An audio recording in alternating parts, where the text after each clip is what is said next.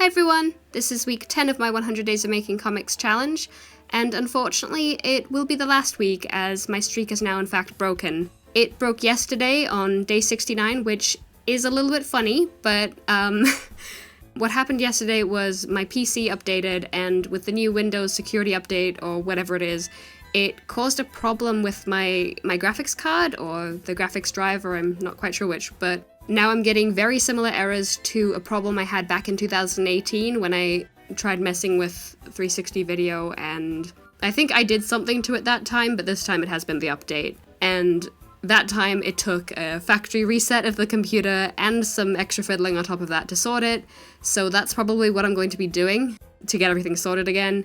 Basically, my PC won't recognize my graphics card anymore, and also the HDMI port won't, connect, so no Cintiq for a while until I get this sorted out. I'm not really going to be doing the 1-2 miss a few 9900 brand of the challenge either.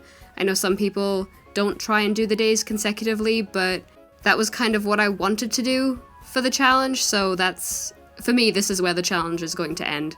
I'm certainly not upset with the effort that I gave the challenge. I do think I gave it a pretty good go. And for it to fail on something kind of beyond my control makes me feel a little bit better than just giving up or something like that.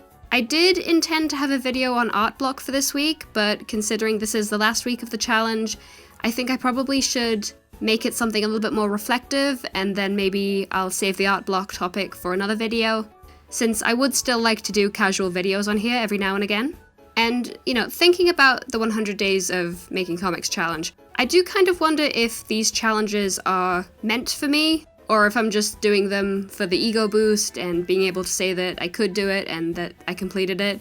Obviously not this time, because my computer's had other plans, but I remember I did try Inktober back in, I think, 2018, and I saw that pretty much all the way through, but especially in about the 3/4 mark, I did feel like I was kind of just doing the challenge for the challenge's sake, and that I wasn't really getting anything out of it personally. I think things like Inktober, which is just finished for this year, and now this month coming November will be, NaNoWriMo and Huevember, I think. A lot of these challenges are designed to build a good habit, I think.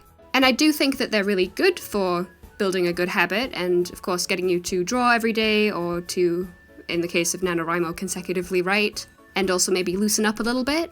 And at least for me, it took, I'm happy that I did it, because it took me actually doing the challenge to realize that maybe I don't need it. And I hope that doesn't sound too arrogant or anything, it's just that I think I have an okay drawing habit. In fact, if anything, I probably draw too much, or, at least I'm not resting enough. I tend to tense up quite a bit and probably draw a bit too fast. And the way that I hold my tablet pen, my fingers end up feeling a bit crunched, like underneath the weight of my hand. And I never really let it recover, and that's almost definitely not good long term. So I'm gonna try and do the smart adult thing and actually rest up for a little bit. Also, I received some really good news, actually. It's news that I can't talk about just yet, but I of course will share with everyone what the good news is when I'm able to. But all I can say for now is that it's going to require a lot of my attention, pretty much for the rest of the year, and I was going to try and be a bit greedy and do everything, keep up the 30 minutes and then also this project, but honestly the smarter thing to do is just to focus on the one project instead, so that's what I'm going to be doing. Especially, again, since my computer has basically made the decision for me. So I know I'm ending the challenge on a bit of a vague note, but I think it's mostly a positive one. I am a little bit bummed about the challenge being over, but, of all days for it to be over on, it's a little bit funny. It's going to be a little bit annoying going through and backing up all of my files, and then, wiping my PC and seeing how to fiddle with the drivers, and then I know it's going to take so many, reinstalls, uninstalls, restarts, and all of that. It's gonna take a while, but I think, it'll give me a little bit of a time to have a little bit of a break, a bit of a time to think about things, and to focus on the really cool stuff that'll be coming up eventually, when it's all done. I want to try and figure out how to document what I've learned with watercolors so far, because I'm about a month and a bit into that now, and I'm getting pretty comfortable with them, and it could be kind of fun to do a video on everything that I've learned so far, because there is quite a lot of areas. There's pigment and how well, pigment information and how watercolors actually react and stuff, and of course you don't have any of that in digital. So that's been really interesting to experiment with. I think it'll also require me to figure out how to film on my phone and get it to look good, because by default it doesn't look too great, but that might take a while, so we'll see. So that's all I have for this challenge, actually. I didn't complete it, but I'm still proud of how far I've come.